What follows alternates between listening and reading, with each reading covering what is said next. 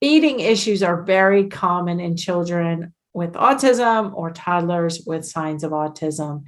And Dr. Keith Williams is a board certified behavior analyst at the doctoral level, has a PhD, is a researcher, and such an expert on the field of feeding disorders, especially with kids with autism. So today we are diving in with Dr. Keith Williams to talk about feeding.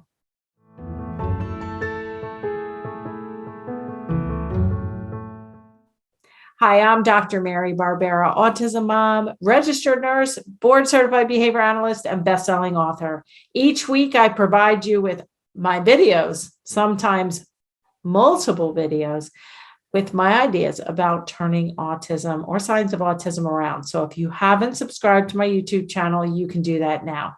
Today, we are sharing a short clip from a podcast episode we did with Dr. Keith Williams. We originally broadcast this back in 2020, and we just rebroadcast the whole podcast as episode number 192. But here today, we are just talking about one little piece of that very special interview. Can you just summarize kind of some of the vitamin and mineral deficiencies and why you're starting to talk about them more and more? Well, I think I didn't appreciate how limited some of these children's diets were. And we've certainly seen kids with nutrient deficiencies over the years, but I think in some of the cases, we probably saw more kids with vitamin deficiencies, but we didn't test for it. So we didn't always identify it, I think. This year, I like have a sticky note on my desk with all the kids I've seen with vitamin C, and right with a vitamin C deficiency or scurvy. And right now there's 9 kids on that list, and that's from 2020. Wow. We are seeing a lot of kids with vitamin C deficiency.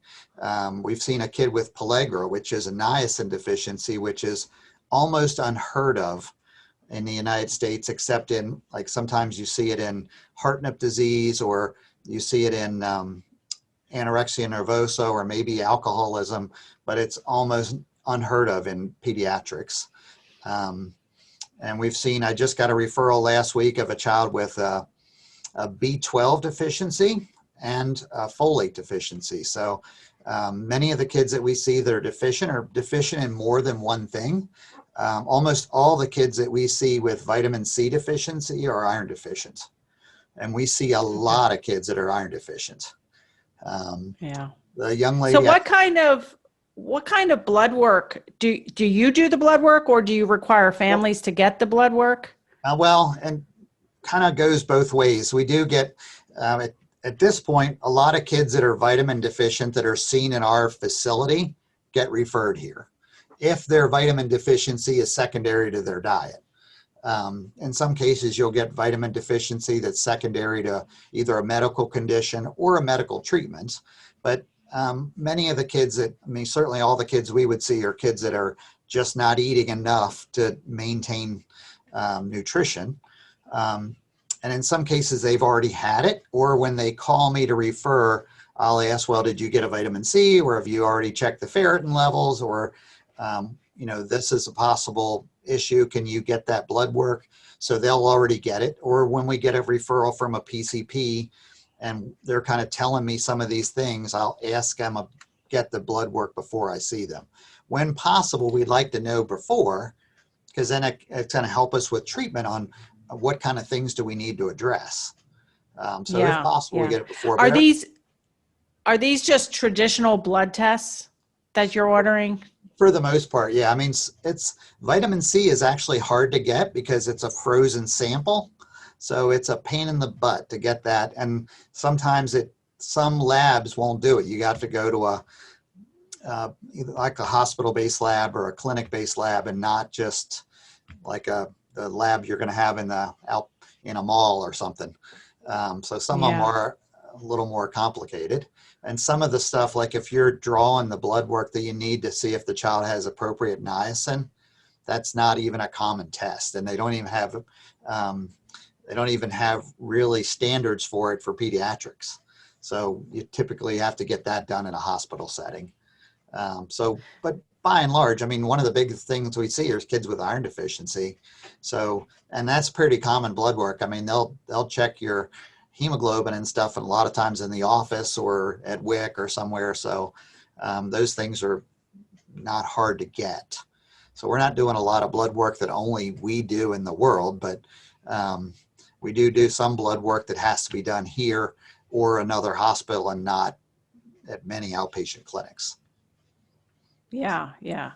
I think it's confusing because I know 20 years ago, with Lucas, I mean, nobody was asking for blood work. They were just saying his weight doesn't, even coming to your clinic with my clients, like there was a in my opinion, like a real lack of looking at that. But so I was surprised and interested in these vitamin and mineral deficiencies that you're seeing. I did a podcast interview, episode number 80, with Denise Voigt, who's a functional medicine nutritionist.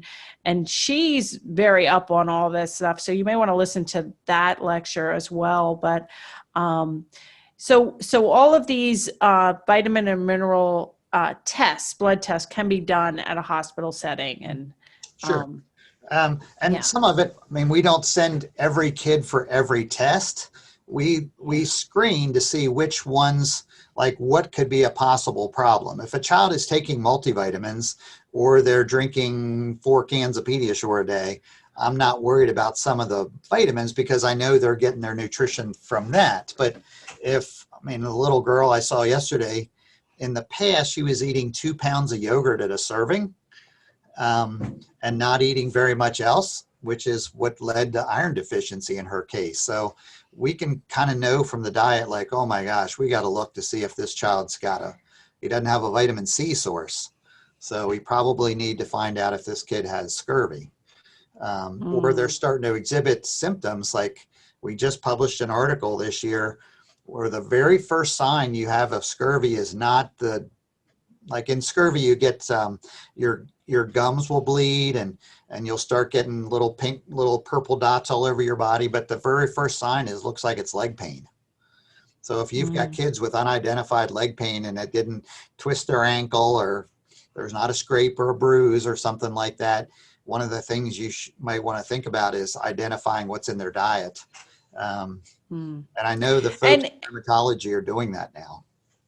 Yeah. Wow. So scurvy is what deficiency? Vitamin C. And then rickets if you're not getting vitamin D. And we see a couple of those because then your bones get softened and you have kids that they still call it this. They call it either bow-legged or knock-kneed. So your legs will turn out or they'll turn in. Now that we don't see that as much because that kind of gets caught pretty early. And there really is, pediatrics have a huge awareness of vitamin D deficiency now. So they look for that all the time. They give kids supplemental vitamin D, especially like now when you can't go outside as much and, we're losing sunshine because it's turning to winter. So I think you're going to see less of that, I think, because there's an awareness of it. I hope you enjoyed that excerpt from podcast 192. If you did, we would love a thumbs up, comment, share the video with somebody who can benefit.